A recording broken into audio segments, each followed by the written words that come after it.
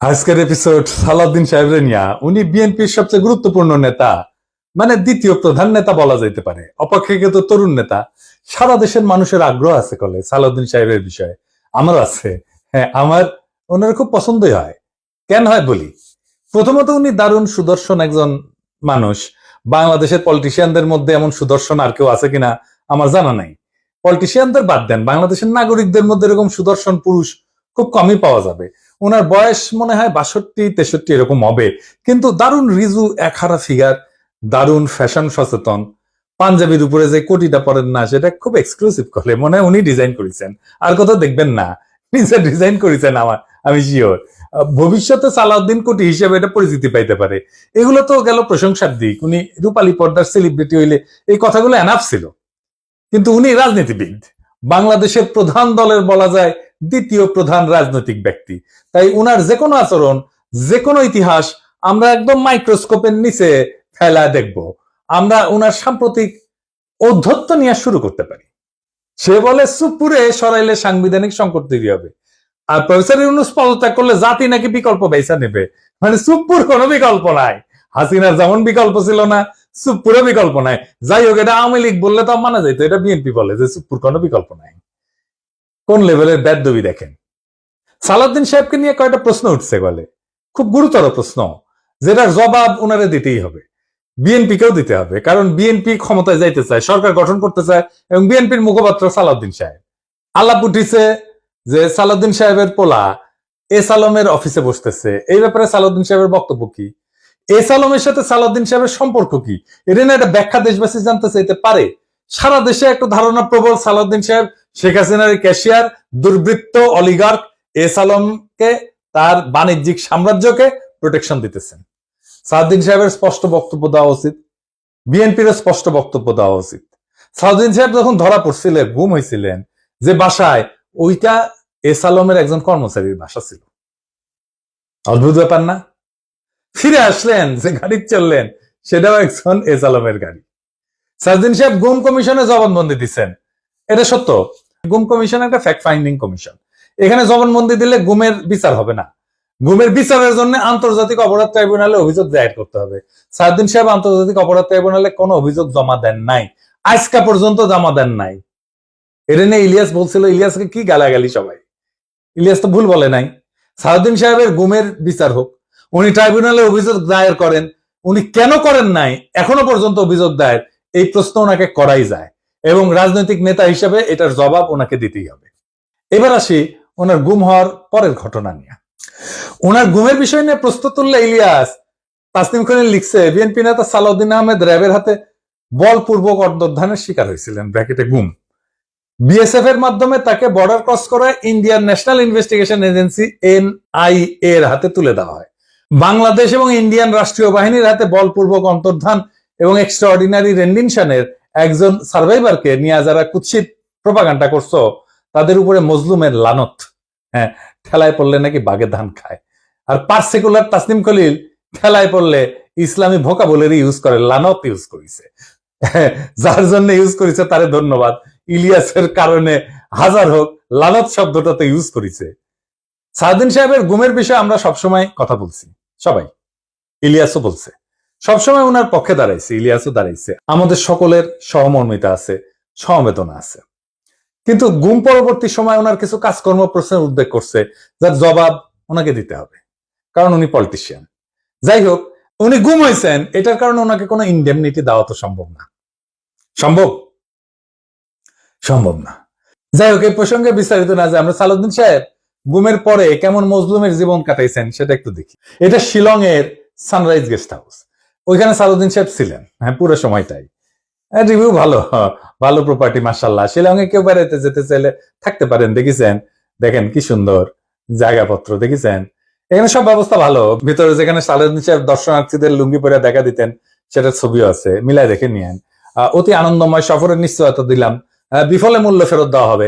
আমরা কলে এই সানরাইজ গেস্ট হাউস কোনো পয়সা করে দেয় নাই বিজ্ঞাপনের জন্য, ফ্রি ফ্রি করলাম আর কি। পরিবেশটা সুন্দর না? কোনো হইচই আছে? হ্যাঁ, নাই। এখানে কিন্তু পুরো সময়টাই কাটাইছেন। উঠিছেন মে মাসের 2015 সালে। তার 2 মাস পরে ডেইলি স্টার এই রিপোর্টটা ছাপে। তিনি কেমন আছেন। এটা একটা বিলাসবহুল গেস্ট হাউস, রিপোর্টেই কইছে 4টা বেডরুম, উনি 2টা রুম ভাড়া নিছিলেন, কিন্তু থাকতেন একাই। দেখেন রিপোর্টে বলা আছে, অন্তত এই রিপোর্টে তাই বলতেছে।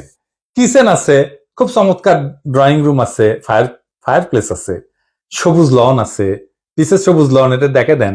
এইটা স্যার লাইব্রেরি আছে, বার আছে, তাতে মধ্যজাতীয় পানীয় আছে। ভালো সাদিন সাহেব একা একা খেলেন, হাঙ্কার এনে দিয়েছে, খাবেন না, কিছু করলাম নাহিনি। তাইলে সাদিন সাহেব একটা কথা কই, এই যে সত্যেন্দ্রনাথ দত্ত আছে না, ওনার মদিরা মঙ্গল নামে একটা প্যারোডি আছে। ওই যে ডিএল রায়ের বঙ্গ আমার জননী আমার ধাত্রী আমার আমার দেশ, একটা গান আছে না, ওইটা দিয়ে এটা একটা প্যারোডি বানিয়েছিলেন, মদিরা মঙ্গল। উনি কইছিলেন, মদ্য আমার, পানীয় আমার, শরাব আমার, আমার পেগ, কেন কোম্পানির নজর দিল গো, কেন হলো গো ডিউটি পেগ, মানে ডিউটি বেড়ে গেছিল। তো উনি মনের দুঃখে এই প্যারোডি লিখেছিলেন। তারপরে লিখেছেন, নিরামিষে যকৃতটা শুধু বৈরাগী সম করিছে শেখ, রাগ্গি আমার, মাগ্গি আমার, ভাগ্যি আমার, আমার পেগ। হ্যাঁ, আপনাদের প্রিয় রঠা, মানে রবি ঠাকুর, মানে বিএনপির প্রিয়। তো রবি ঠাকুরের একটা গান বলি আর কি, আপনারা নাকি রবি ঠাকুরের গানকে জাতীয় সঙ্গীত বানাইতে পারিয়া কৃতজ্ঞ, সেজন্য ওনার একটা না বললে কেনকা করে হয়।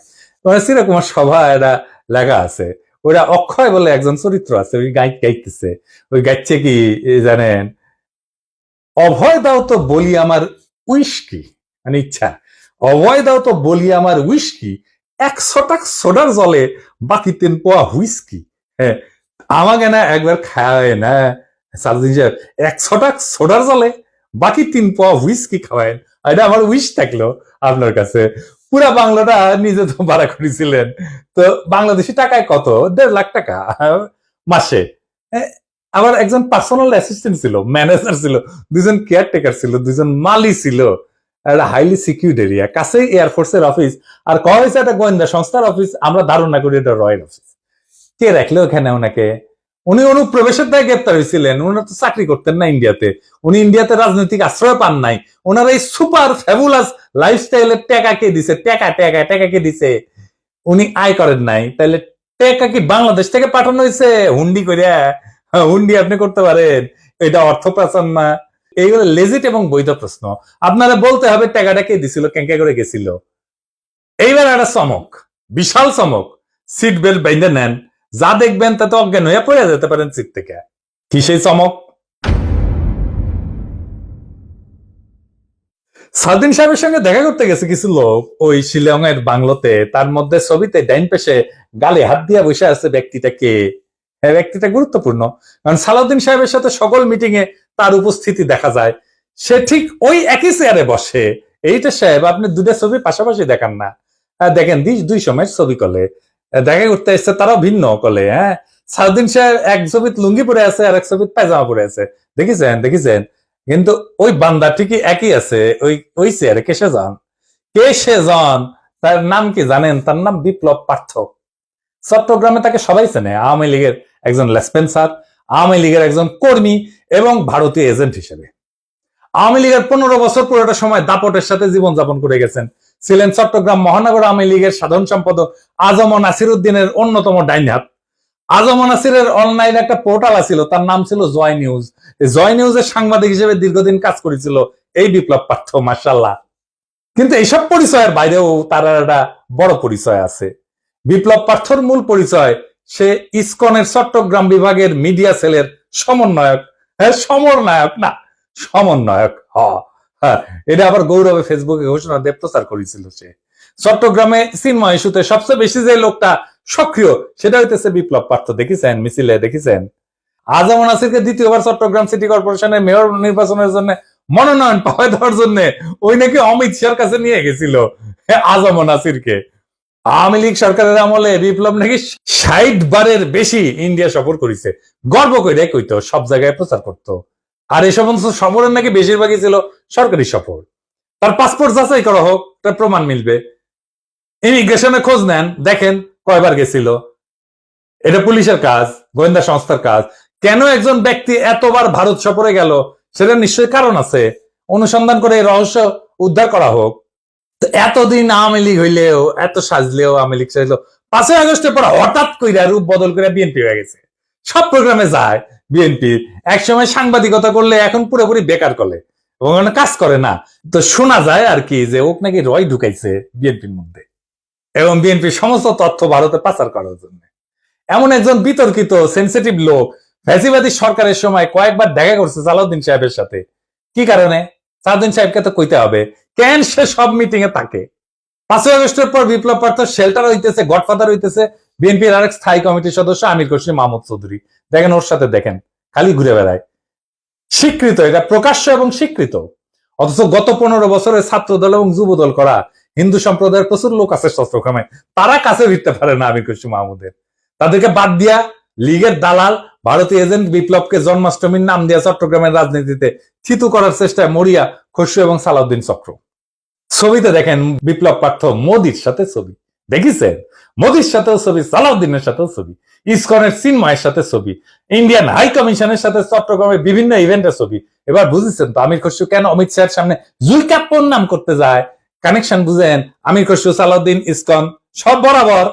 আর আরেকটা ইস্যু আছে, সেটা হইতেছে মরাল ইস্যু। আমার স্কুলের বড় ভাই ডাক্তার ফিরোজ খুব ভালো ছাত্র ছিলেন, ডাক্তারি শেষ করিয়া উনার ক্যারা উঠেছিল, উনি পলিটিক্স করবেন, খালেদা জিয়ার অ্যাসাইনমেন্ট অফিসার ছিলেন, খুব দাপুটের নেতা ছিলেন বিএনপির। শুনতাম উনি নাকি দুর্নীতি করে ফাটাই ফেলিছে। তারপরে শুনি 1/11 পর অস্ট্রেলিয়াতে গেছে। একটা ছোট্ট ঘরে 2 মেয়ে সহ পুরা পরিবার নিয়ে থাকতেন। ওই একই ঘরে থাকা ঘুমানো, নিজে নাইট গার্ডের চাকরি করেছেন ডাক্তার হইয়া। হারিস চৌধুরী সিলেটের জমিদার বংশের ছেলে ছিল, রাজনীতি করে এসে সব হারিয়েছিলেন। 1/11 পরে থাকতেন পান্থপথে খুবই দিনহীন ভাবে, পরিচয় লুকায়, মারাও গেছেন পরিচয় লুকায়, বেওয়ারিশ হিসাবে তাকে দাফন করা হয়েছিল। নিরাপত্তার কারণে পেট চালানোর জন্য চাঁদনি চকে কাপড়ের দোকানে কর্মচারীর কাজ করতেন, সেরা পাঞ্জাবি পরতেন, রিক্সায় চড়ার পয়সা ছিল না, হাইটে যেতেন। মির্জা ফখরুল নিজেই বলছেন এই আওয়ামী লীগের আমলে বিএনপির নেতা কর্মীরা বাড়ি ছাড়া হয়ে ঢাকায় এসে রিক্সা চালায়, উনি কান্দিছিলেন, ফ্যাস ফ্যাস করে কান্দিছিলেন। আর আপনি সালাউদ্দিন সাহেব রাজার হালে থাকেন, শিলংয়ে লজ্জা লাগে না সালাউদ্দিন সাহেব? আপনার ভারতে থাকার টাইমে সকল খরচা কিভাবে করেছেন জাতিকে জানাইবেন, ইসকনের সাথে আপনার কি সম্পর্ক সেটাও জানাবেন, জাতির এটা জানার অধিকার আছে। 1975-এ সোহরাওয়ার্দীর বডিগার্ড জয় বাংলা হয়ে যাওয়ার পরে বেশ কিছু বছর কাটাল রানী ইন্ডিয়া ছিল, সেখান থেকে বাংলাদেশে ফিরে আমাদের উপরে স্টিম লোডার চালাইছে ফ্যাসিবাদের সাথ দিয়ে, আবার ভারতে পালায় গেছে। অনেকে বলে হাসিনা পালায় যাওয়ার পরে সালাউদ্দিন নামের এই বিএনপির নেতাকে ভারত বাংলাদেশে পুশব্যাক করে দিছে। এতদিন আসতে পারেননি উনি, তারপরে 1 সপ্তাহ যায়নি হাসিনা পড়ছে ওনারে পেটে দিল, আগে পাঠাচ্ছিল না। কাকতালীয় ভাবে জীবনের বড় একটা সময় হাসিনার চেয়েও বেশি সময় ভারতেই ছিলেন। তো এই সালাউদ্দিন সাহেব ইদানিং হাসিনার মতো উদ্ধত ভাবে কথাবার্তা বলা শুরু করেছেন। সামনে ওনাকেও সম্ভবত আমরা হাসিনার প্রতিবেশী হিসেবে ভারতে দেখতে পাবো, মাশাআল্লাহ। সালাউদ্দিন সাহেব, মানুষ আপনারা ইন্ডিয়ান মাল বলে, আপনি শুনেন না, কিন্তু ক্যামেরা ঠিকই শুনে।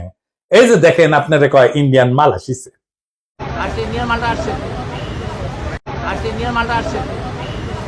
একজন নেতার চেহারা, পোশাক, স্টাইল, ফ্যাশন এই সমস্ত ইতিহাসের পাতায় জায়গা করে নেয় না। ইতিহাস মনে রাখে নেতৃত্বের সততা, আত্মত্যাগের পরিমাণ, আর সেই নেতার অবস্থান দুর্দিনে কোথায় ছিল। সালাউদ্দিন আহমেদ নিঃসন্দেহে গুমের শিকার হয়েছিলেন, সেই সময় দেশবাসী তার জন্য কাঁদছে।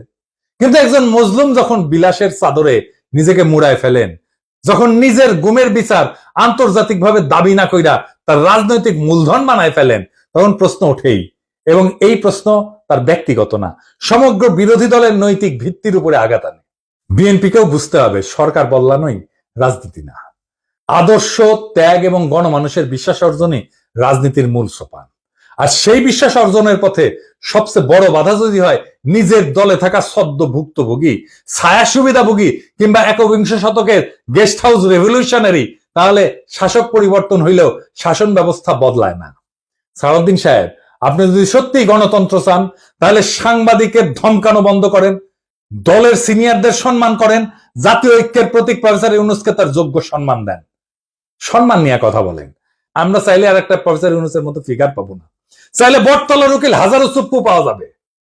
এস আলমের ছায়া থেকে বেড়ায় আসেন, আর সাহস থাকলে আন্তর্জাতিক অপরাধ ট্রাইব্যুনালে গিয়া বলেন আমি গুম হয়েছিলাম, বিচার চাই। কারণ মানুষ আর একজন হাসিনা খুঁজতেছে না, তারা খুঁজতেছে এমন একজন নেতা যে প্রহসনের মুখোশ পইরা ট্র্যাজেডিকে উপহাস করে না। মানুষ ইতিহাসের পুনরাবৃত্তি চায় না, তারা ইতিহাস বদলাইতে চায়। তাই সিদ্ধান্ত আপনার, সালাউদ্দিন সাহেব, আপনি ইতিহাস হবেন না আর একটা ব্যঙ্গাত্মক পুনরাবৃত্তি হবেন? আপনি বিশাল নেতা, আমরা অতি ক্ষুদ্র পিঁপড়া, কিন্তু মহাকালে যখন আমরা কেউই থাকবো না, সেই সময় এই ভিডিও থাকবে, প্রশ্নগুলো থাকবে, ইতিহাস জানবে। কেউ কেউ প্রশ্ন জারি রাখছিল, কেউ কেউ সবকিছু মেনে নেয় নাই। এইভাবে জাতি চ্যালেঞ্জ করবে সেই দলটাকে যারা আগামী সরকার গঠন করতে চায় একটা রক্তাক্ত বিপ্লবের পরে, যে বিপ্লবের আকাঙ্ক্ষা ছিল ভারতীয় আধিপত্যবাদ মুক্ত একটা দেশ। সেই দেশে যদি আবারও কারো ছায়ায় আসে সেই পুরনো ভারতীয় শকুন, সেই দলকে, সেই ব্যক্তিকে রুখে দেওয়া প্রত্যেক দেশপ্রেমিক বাংলাদেশের কর্তব্য। ইনকিলাব জিন্দাবাদ।